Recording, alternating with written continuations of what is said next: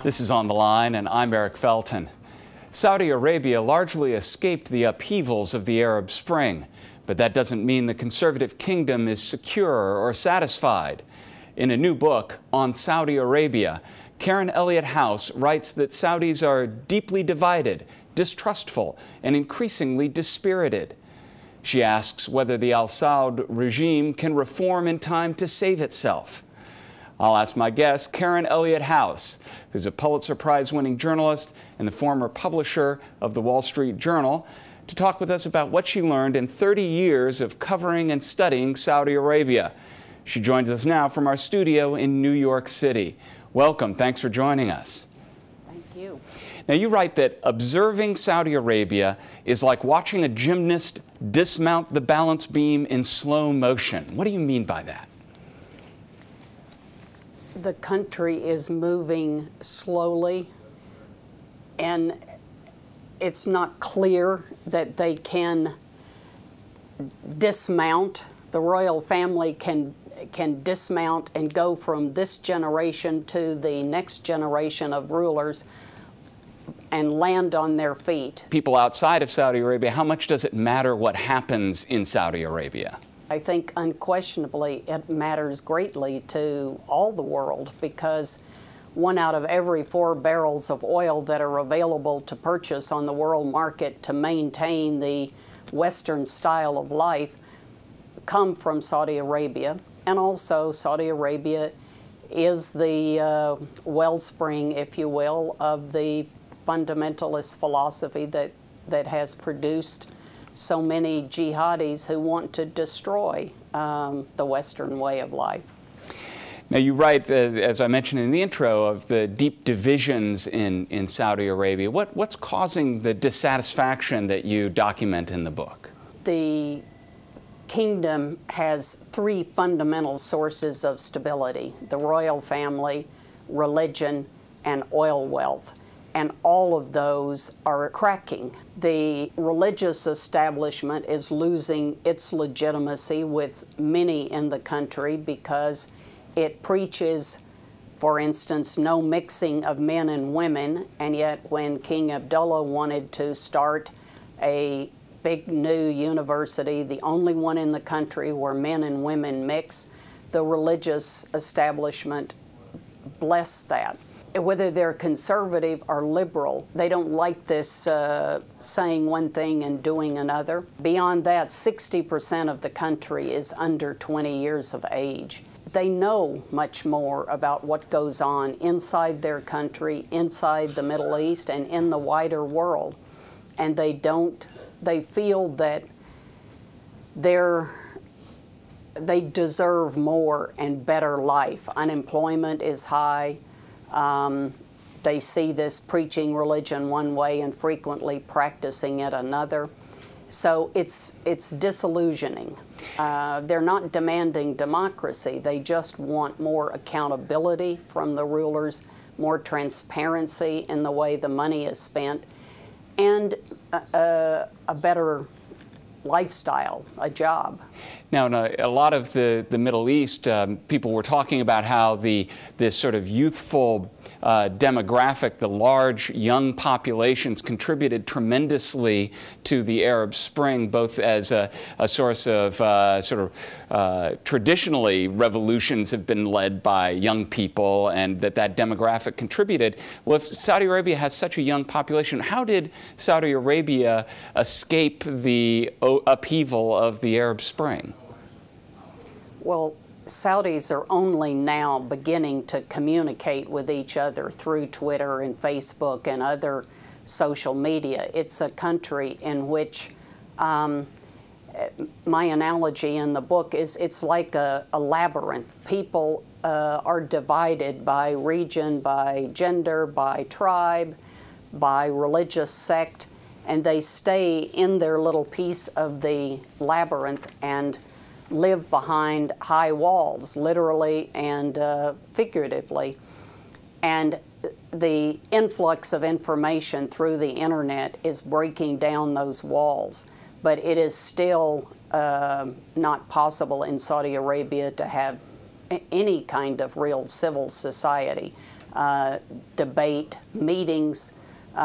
Certainly demonstrations are outlawed. Criticizing the government is outlawed. Criticizing the religious establishment. As you report in the book, there's such tremendous unemployment among the young in Saudi Arabia, in a country in which there are huge numbers of foreign workers. What are the tensions why so many foreign workers, and how much tension comes from the inability of the young in Saudi Arabia to get jobs that pay well?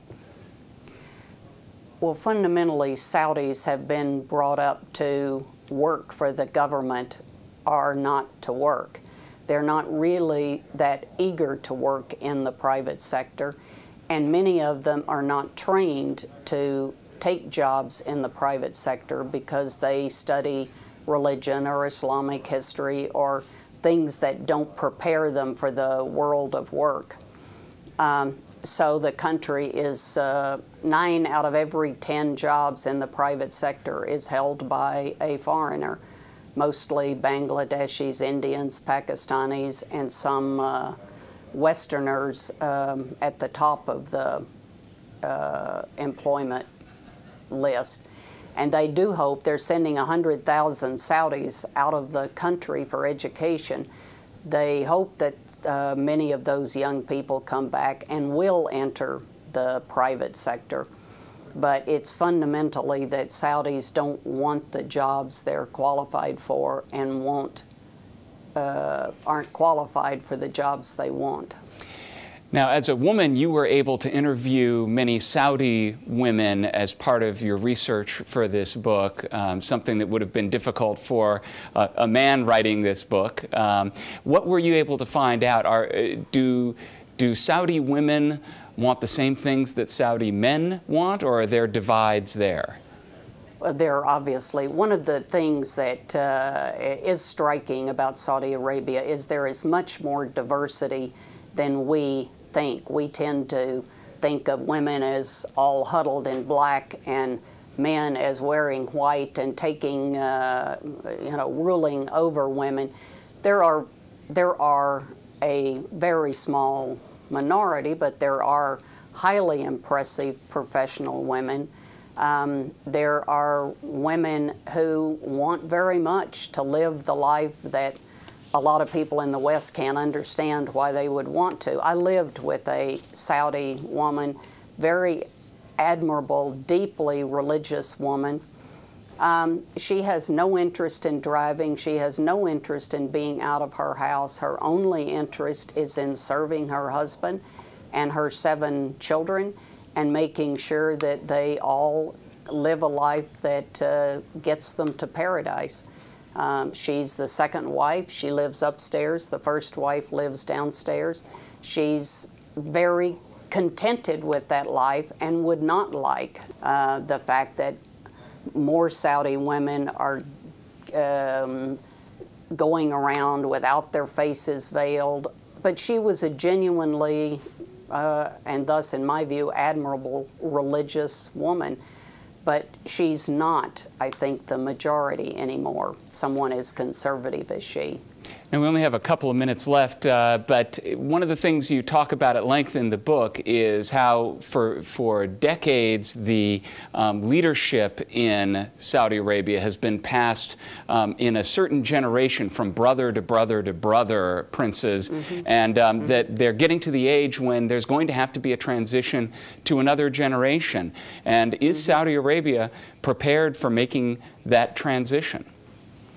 I think that is the single biggest factor that could make the current pressures and problems in the country unmanageable, is that they are going to have to do this generational switch. The current king is 89. His youngest surviving brother is 68. So as far as one can see, there will be a very elderly king in a country with 60% of the population under 20, frustrated, wanting more, and how they managed to pick a grandson of the old founder. One of these, the founder had 36 sons that live to adulthood, and so there are literally hundreds of grandsons. And selecting one of those to be king is not going to be, most Saudis think, an easy decision for the family. And they fear that there will be squabbling among the family, which has happened before. It's how the second Saudi state met its demise. Well, Karen Elliott House, thanks so much. Author of On Saudi Arabia. Thanks for joining us. Thank you for having me.